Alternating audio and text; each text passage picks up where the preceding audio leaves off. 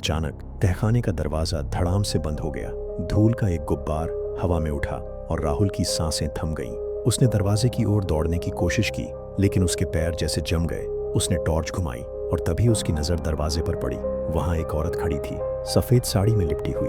उसका चेहरा एक घूंघट से ढका था और वह धीरे धीरे बिना कोई आवाज किए राहुल की ओर बढ़ रही थी। राहुल ने पीछे हटने की कोशिश की, लेकिन उसका पैर उसी टूटी कुर्सी से टकरा गया। कुर्सी अचानक हिलने लगी, जैसे कोई उस पर बैठा हो और अब उठ रहा हो।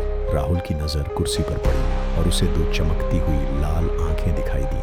वे आंखें हवा में तैर रही थीं, बिना किसी चेहरे के। उसका दिल जोर जोर से धड़क रहा था और उसने चीखने की कोशिश की, लेकिन उसकी आवाज गले में अटक गई। तभी उस औरत ने धीरे धीरे अपना घूंघट उठाया। राहुल की सांसें रुक गईं। उसका चेहरा नहीं था।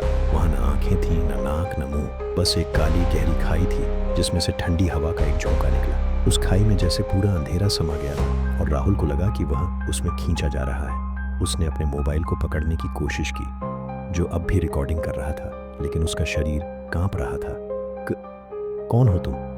राहुल ने हकलाते हुए पूछा। जवाब में एक ठंडी साएं साएं करती आवाज आई, जो मानो हवेली की दीवारों से गूंज रही थी।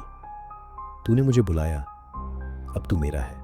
राहुल ने भागने की कोशिश की, लेकिन तहखाने की दीवारें जैसे करीब आ रही थीं। वह औरत अब और तेजी से उसकी ओर बढ़ रही थी। उसकी साड़ी हवा में लहरा रही थी और उसकी काली खाई जैसा चेहरा राहुल को अपनी ओर खींच रहा था। राहुल ने आखिरी बार चीखने की कोशिश की और उसकी चीख हवेली की दीवारों में गूंज गई। अगले दिन जब गांव वाले हवेली पहुंचे, उन्हें कुछ नहीं मिला। न राहुल, न उसका बैग, न कोई निशान।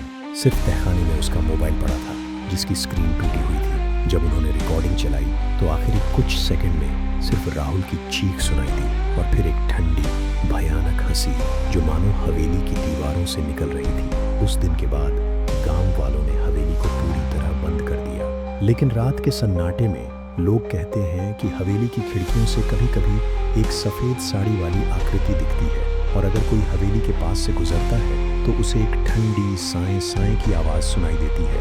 और राहुल की आखिरी चीख की गूंज गांव में एक नई कहानी शुरू हो गई थी, एक ऐसी औरत की जिसका चेहरा नहीं था और जो अब राहुल को भी अपने साथ ले गई थी।